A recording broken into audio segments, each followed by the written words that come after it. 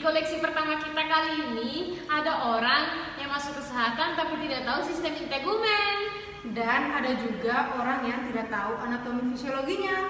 Mau difoto?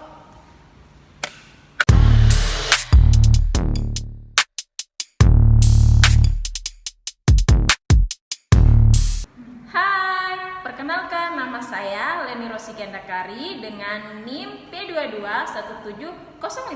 Halo guys, perkenalkan nama saya Zilmi Alzahra dengan NIM P2217014. Halo, perkenalkan nama saya Evelyn Walindo dengan NIM P22170008. Hai, perkenalkan saya Rasti Lesu dengan NIM P2217016. Hai, perkenalkan nama saya Felicia Angelina Bimbuain dengan NIM P22170006. Halo, perkenalkan nama saya Adijaya Ladina Pokar dengan NIM P22172020. Hai, perkenalkan nama saya Carolina Diana Niti dengan NIM P2217019. Kita masuk dalam anatomi sistem integumen kulit. Yang pertama, epidermis. Epidermis tersusun atas 5 lapisan: stratum basale, stratum spinosum, stratum granulosum, stratum lucidum, stratum corneum. Dermis adalah lapisan tengah kulit yang terletak di antara epidermis dan hipodermis. Dermis berfungsi mendukung epidermis dan memiliki struktur yang lebih kompleks. Dermis mengandung pembuluh darah, ujung saraf, kelenjar keringat, kelenjar minyak, dan folikel rambut. Yang ketiga, hipodermis. Hipodermis adalah lapisan terbawah kulit Anda. Lapisan hipodermis terdiri dari sel-sel lemak, ujung saraf tepi, pembuluh darah, dan pembuluh getah. Kita masuk pada anatomi sistem integumen rambut. Yang pertama rambut, yang kedua akar rambut, yang ketiga batang rambut, yang keempat pembentukan rambut oleh sel epitel stratum basale, yang kelima komposisi setiap helai rambut yang disebut medula, yang keenam kutikula. Yang ketujuh pigmen rambut, yang kedelapan folikel rambut, yang kesembilan selubung epidermis, yang kesepuluh selubung dermal, yang kesebelas papila, dan yang terakhir yang ke-12 yaitu arektor pili.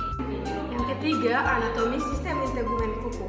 Yang pertama, tepi bebas. Yang kedua, badan kuku. Yang ketiga, akar kuku. Yang keempat, lipatan kuku. Yang kelima, kutikula kuku. Yang keenam, dasar kuku. Yang ketujuh itu matriks germinal.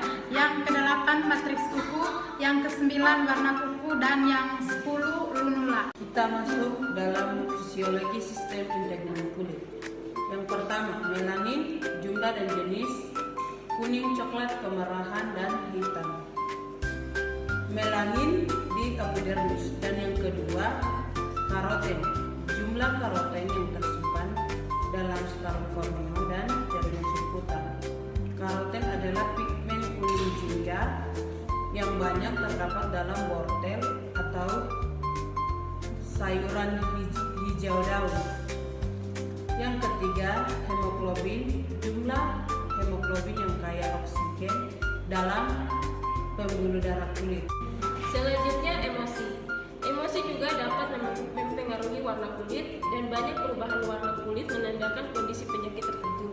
Kemerahan. Kulit yang memerah dapat mengindikasikan rasa malu, demam, hipertensi, peradangan, atau alergi. Pucat. Di bawah tekanan emosional tertentu, beberapa orang menjadi pucat.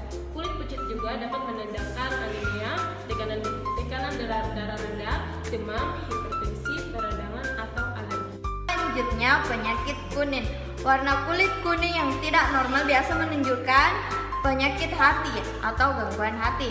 Kedua, memar atau bercak hitam dan biru menunjukkan tempat darah keluar dari sirkulasi atau menggumpal, biasanya dikatakan hematom. Selanjutnya kita masuk pada fisiologi sistem integumen rambut.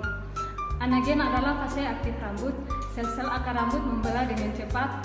Rambut baru terbentuk dan mendorong rambut bercabang.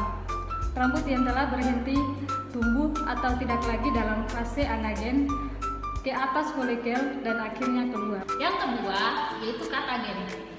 Fase katagen adalah tahap transisi, di mana fase ini pertumbuhan berhenti dan selubung akar luar menyusut dan menempel pada akar rambut.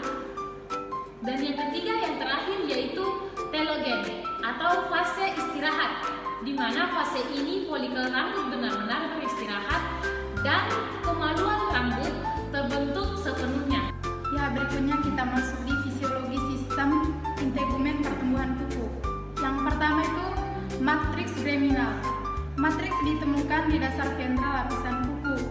Kuku terbentuk oleh parakeratosis gradien, kemudian sel-sel di dekat periosteum falang berduplikasi dan membesar atau makrositosis. Sel-sel yang baru terbentuk berimigrasi ke arah distal dan dorsal dalam satu kolom menuju kuku. Berikut, sel-sel menemui hambatan di kuku yang sudah terbentuk, menyebabkannya mendatar dan memanjang saat menyatu dengan kuku. Awalnya sel-sel mempertahankan inti atau lumula. Kedua, matriks steril. Matriks steril sendiri berperan dalam pembentukan sel squamosa yang membantu kekuatan dan ketebalan kuku dalam perlekatan lempeng kuku melalui tonjolan linear pada epitel matriks steril. Yang ketiga, atap dorsal lipatan kuku. Terbentuk dengan cara yang sama seperti matriks germinal, tetapi sel-selnya lebih kehilangan inti lebih cepat dan membuat lempeng kulit tetap berkilau. Demikian anatomi fisiologi sistem integumen dari kami. See you next time. Bye.